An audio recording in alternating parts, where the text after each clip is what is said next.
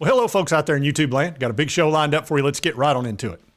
All right, now this is a show I've been wanting to do for a couple of days. I've had a bunch of requests for it, and it's all about Saban and his reaction to the possibility of the three teams that he would be permanently having to play. And I wanted to do it a couple of days ago, but after work and all that, I just haven't been, you're just sometimes not in the mood. You're not in the mood? Well, you get in the mood! So I've gotten in the mood. But anyway, let's pull this up. Yep, Saban is not happy about this schedule. He's a little bit angry, and he does not think it's fair. Now understand, this is Nick Saban of Alabama saying playing these three teams is not fair. We've had to play Alabama and Georgia for years and years and years. That's not real fair either. But you know what? You play who's in front of you. This guy's won how many national championships? He's got like 2 for the thumb or 3, and he's upset about it. So let's see what he's got to say. And here in a Sports Illustrated article, it says Alabama head coach complains about new potential SEC scheduling model, and he does not like the 3 permanent opponents the SEC has proposed for the Crimson Tide. And, of course, we know Texas and Oklahoma, they're moving into the SEC, so this new format is a big part of that. And what it is 3-6-6. What it means is you'll have 3 permanent opponents, and then you'll play 6 of the other 12, and then the next year, the other 6. So it's pretty simple, really. It doesn't sound like it is, but it's pretty simple. And it says the opponents had been leaked to him, and it's the 3-3-6 model I just discussed. And Saban said, I've always been an advocate for playing more conference games, but if you play more games, I think you have to get 3 fixed opponents, right? So they're giving us Tennessee, Auburn, and LSU. I don't know how they came to that decision. Said we got 3 teams, and 2 of them are in the top 10, and the others in the top 10 a lot. Said, look, historically over a 25-year history, and the 3 best teams in the East are Georgia, Tennessee, and Florida. You look historically at 25 years, Alabama, LSU, and Auburn are the 3 best teams. So we're playing them all. And he's accurate about that. And I think a big part of this is the fact that he sees Tennessee moving in the right direction. He also knows Auburn has a coach that's beaten him a couple of times. So all of that is probably playing a mix. And then LSU, he knows the recruiting base that they've got down there, and Brian Kelly's a good coach. So I think he sees the forest for the trees on this, that these are 3 teams moving in a positive direction, and he lost to 2 of them last year, which was Tennessee and LSU. Here it says not much would change for Bama underneath a 9-game schedule. State already has potential to become easier due to the fact that Tide will no longer be constrained to the grueling SEC West schedule. But he's still mad. He said they did it over 10 years. He said the metric the SEC used. Now you've got name, image, and likeness, which changes that whole dynamic because it's who has the most money to pay players until they change the rules. I like playing more SEC games. I think it's good for the game and good for the fans. I think they have a better chance to get the parity right doing the 8 games. I'm talking about the balance of who has who. And here you can see the breakdown, and this is what has been leaked. Alabama would be playing Auburn, Tennessee, LSU, like we said. Let's see who Auburn plays. Auburn's got Alabama, Georgia, and South Carolina in this. How is that not the toughest schedule available? Now, we've been playing Alabama and Georgia every year. Those are the top 2 teams over the last, 5 years. So Auburn's probably got the toughest schedule, not Alabama. Let's see who Tennessee has.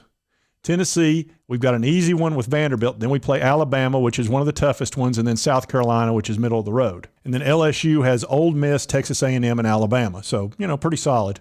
It looks relatively fair to me. It just kind of does. They've obviously done it over the last 10 years. And yes, Tennessee has been down over the last 10 years, except the last couple. And everybody can see what's happening with Josh Heupel, and he's got UT doing this. But I was interested to kind of, I like to go behind enemy lines, so to speak, if there's such a thing in sports. But anyway, I wanted to see what some of the other YouTubers had to say about this. And one of the guys that I like to watch from time to time is Matt Be Great. Now, that has kind of inspired me. I'm thinking about changing my name to Sports Talk J, the Conqueror, but I don't know. I think that's been taken. So I'm just probably going to stick with Sports Talk J. But anyway, I think this guy's pretty good, and I'm sure many of you have probably watched his videos. He's got a bunch of subscribers. So let's see what he's got to say about this. He's a big Alabama guy. SEC team, including Oklahoma and Texas, is Alabama. I've been looking at this the past couple of weeks, and I don't even think it's that close. For Vanderbilt, dang, you got to play Tennessee and Auburn, but you also get Missouri. For Georgia, most years Auburn and Florida is going to be pretty good, but then you got Kentucky, not good. So you see what I'm talking about, but the one team that's got to play 3 teams that have been really good the past 10 to 15 years is Alabama. Auburn, Tennessee, and LSU. So it sounds like he does agree with that. So let's see what else he's got to say. Nick Saban recently said in an interview, they're giving us Tennessee, Auburn, and LSU. I don't know how they come to that. It's safe to say that Nick Saban is not a fan of this whatsoever. And he's getting a lot of hate for it, but heck, who would be thrilled to play Auburn, LSU, and Tennessee every single season? That's what I'm trying to tell you guys. Find me a SEC head coach who would be thrilled about this news. And here he talks about the 10-year parity. The SEC was expected to choose a team's 3 permanent opponents based on primary and secondary rivalries, geographical footprints, and most importantly, balance and parity. Most importantly, balance and parity? Well, how is it balance and parity that Alabama is playing Auburn, Tennessee, and LSU every single season? That ain't balance and parity whatsoever. So yeah, he definitely agrees with Saban on that. They're not looking forward to playing those 3 teams. And I kind of get it. I do. I think all 3 teams are really on the way up. And for the reasons I described before, that, Josh Heupel at Tennessee, 11-2 this year. Auburn's got a new coach who's beaten Alabama twice in Hugh Freeze. And like I talked about, LSU beat him last year. So, he knows the recruiting base. So I kind of get it. And let's see what he had to say about the Vols. But also to go along with that, the one bottom half team they got to play is Tennessee. And your other bottom half, here's the rest of your teams. You got Missouri, mediocre. Mississippi State, mediocre. Ole Miss, mediocre. Tennessee, good. Potentially going to be really good. South Carolina, mediocre. Kentucky, mediocre. Arkansas, mediocre. And Vanderbilt, trash. And oh yeah, by the way, when I say mediocre, I'm not talking about last year alone. I'm talking about for the past 10 years. Every single team in this bottom half, Tennessee is the only team that has the talent to compete with your Alabamas and Georgias of the world. Tennessee is the only team that has had 5 stars in the past 5, 6, 7, 8, 9, 10 years. People fail to realize this. The problem with Tennessee the past 15 years wasn't talent. They had talent. It was coaching. I got to agree with him there. We have had a lot of talent. Our coaches have kind of stunk up the joint, and that's just a fact. We know our history with coaches over the last 15 years. It has not been good. Thanks a lot, Kiffin. And lastly, let's see what he had to say about the Vols. And even compete with Alabama except for Tennessee, and unfortunately for Alabama, it looks like they're going to get matched up with them. And the reason it sucks is because we know this. Tennessee heading into the future, the next 10 years, is not going to be in the bottom half of the SEC. So like I said, I was very interested to see what an Alabama fan had to think about that, especially somebody that's on YouTube all the time and, spends a lot of time looking at this stuff. But there are many other YouTubers that think the Vols are on their way up too, besides this guy. And I'll show you a few more. And this guy has his proponents and his detractors, but you've seen him before on this show. I show him occasionally. I think Tennessee is one of the teams this year that has a chance to make the college football playoffs. However long you want to make that list. If you want to make a list of whether it's 7, 8, 10, 12, 15 teams that you think have a legitimate shot at making the playoffs in 2023, I think Tennessee is on that list somewhere. And now he's a Georgia guy, obviously. If you followed him at all, you know he's Mr. Georgia. And, they're coming off 2 national titles. But, look, he sees it too. He can see that Tennessee's on their way up. And, look, the Alabama folks got to see it firsthand last year. As a matter of fact, here's a couple of reactions to that game last year that I think you might like to see. We lost to Tennessee. Oh, God. We lost to Tennessee. Oh, God. We had it in the grass, man. We had it. Oh, my goodness, man. Tennessee, not Tennessee. After all the trash that they've been talking, we lost to Tennessee. Oh, my God. Oh, my goodness. Oh, Lord. We lost to Tennessee, man. And that was Kangaroo Black, and he's got a real good channel. And he covers Alabama, not exclusively. He'll cover other teams, and actually pretty entertaining. But this last guy I'm going to show you is an Alabama fan. Look, he took the cake, man. And for somebody that appreciates comedy like I do, as you know if you've watched this channel, this guy's look, it was first place. And I'm not making fun of him at all. I really like this look. It was over the top. It was funny, but it had a lot of thought put into it. And if I could give somebody an award for best outfit for watching a football game, this guy would get it. I'm not one of those people who every time a team loses it's the ref's fault. There's a lot of Alabama fans hollering that stuff right now. I'm not one of them. But I will say... Wait for it. Just wait for it. One of them. But I will say they made some errors in their calls. That's all I'm going to say. There were errors that went against Alabama that should not have went against us. Defense, we didn't put any pressure on Hendon Hooker. What is that? Is that play calling? Is that coaching? Is that just not executing? Somebody tell me. Here's Hendon Hooker in the pocket. This is Hendon Hooker standing in the pocket on damn near every play yesterday. All right, we need to talk about this look. First of all, the helmet hat is awesome. That's a throwback to old school, which I enjoy that.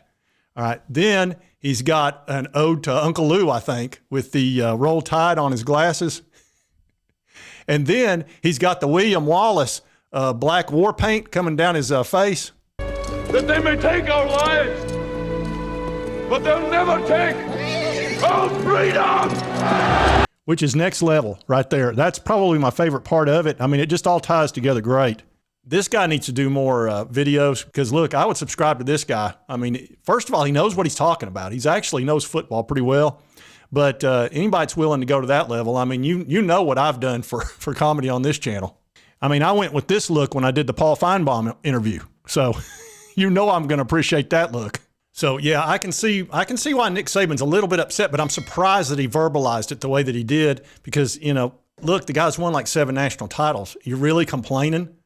I mean, it's like, no. First of all, you don't have to play yourself, and you don't have to play Georgia. So you're not having to play literally the top 2 teams. So what are you complaining about? So what this has done, it's made me realize that I think he was in cahoots with Coach Scareduzzi of Pittsburgh when Coach Scareduzzi tried to slow down our play. You know, the Pitt coach was not happy about how fast we go on offense. He was trying to enlist the help of a coach, which we were not able to figure out until recently. And we did figure it out because realize when he was talking, and I'll show you that little video, when Coach Scareduzzi was talking with this coach that we didn't know who it was, that coach's face was covered. So there was no way to know. But I think I have figured out that it's Nick Saban. And I'm going to show you that little bit of video. So fortunately for me, I was able to get my hands on a secret video, and it's Coach Narduzzi or Scareduzzi talking to another coach. Now, this other coach, we've pretty much determined, is from the SEC. We're not sure who he is yet. We're working on it. We've got a team of technical assistants, scientists, everybody is grinding to try to figure out who this other coach is. We haven't been able to do it yet. But here is that secret video of Narduzzi and the other coach. And the other coach actually has a screen across his face. That's why we have no idea who it is. But we think he's an SEC coach. Well, hey, Coach, how you doing? Yep, it's Narduzzi, not Scareduzzi. Oh, that's Sports Talk Jay. Ooh, I'd like to get a hold of him. Look, what are we going to do about these Vols? This fast-paced offense is ridiculous. I think I've got a plan to stop it, but I wanted to see if you'd help me out with it. Well, Coach, what are you worried about? You don't have to face them every year like I do. You're already done with them. You've had your 2 go-arounds. Did you see what they did to us up at Neyland? It's ridiculous. I know. I tried to stop him with only... Okay, so that little bit of evidence right there of him being very upset about having to play us, and then, of course, all the talk and all that, and knowing that it was an SEC coach, I'm thinking, now I'm not 100%. There's no way to be 100%. I don't have enough evidence for that, but I'm probably over 90% at this point thinking that was Nick Saban he was talking to. Pretty sure of it. And I'm willing to go out on a limb and say that I think it was. So fortunately, we'd been able to put that to bed, so to speak, and that it was Coach Saban. So I thought I'd bring that to you. And then I've got one other YouTuber that I actually enjoy watching, and this guy can kind of tell you what it is playing the Vols since Josh Heupel arrived. About Tennessee, and while other schools, all their players opting out and people transferring, Tennessee. Hooker, who my opinion should have won the Heisman, couldn't play in the Orange Bowl, they backup step in, nothing changes. I told y'all that.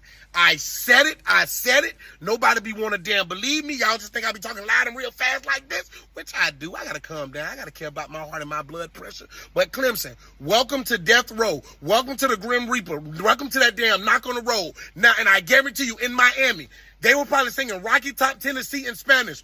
Clemson, welcome to the side of being humble.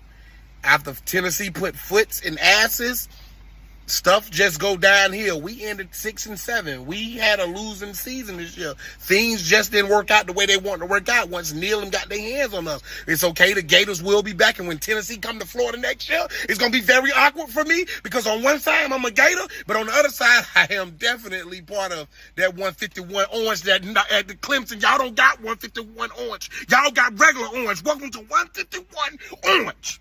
Dabo, I ain't mean to make this personal, but it's what happens. And again, that was Josh Prey, if you're not sure who that is, and he's a very popular YouTuber as well. And I brought on several very popular YouTubers in this video today because, like I said, I like to see what other folks are talking about when it comes to the Vols. And you can see there's a lot of concern. I mean, when Nick Saban, a 7-time national champion, is kind of freaked out that he's going to have to play these 3 teams, and Tennessee's the first one he mentions, that tells you they're seeing it. So, you know, it's going to make for a great next 10 years of football, in my opinion. We've got Josh Heupel signed long-term. Nick Saban doesn't look like he's going to be retiring anytime soon. And, you know, it's just a fact that there's a lot of teams that are going to be tough, and Tennessee's definitely one of them. I think our days of being in the doldrums are pretty much over, as long as we can keep Josh Heupel and keep things steamrolling in the direction they're going. So anyway, just thought I would cover this. I've had a bunch of requests for it, and I wanted to cover it, and I just couldn't resist it. And if you like this content, be sure to hit that like button. Lets me know to continue to cover the Vols, the SEC, etc. If you've not subscribed, it's right here on the left. Just hit that little button right there. Costs you nothing. It helps me out. I'd appreciate it. And right over here is the most recent YouTube video I put out. Be sure to check that out. Pretty popular. And we'll see you next time on Sports Talk Jay.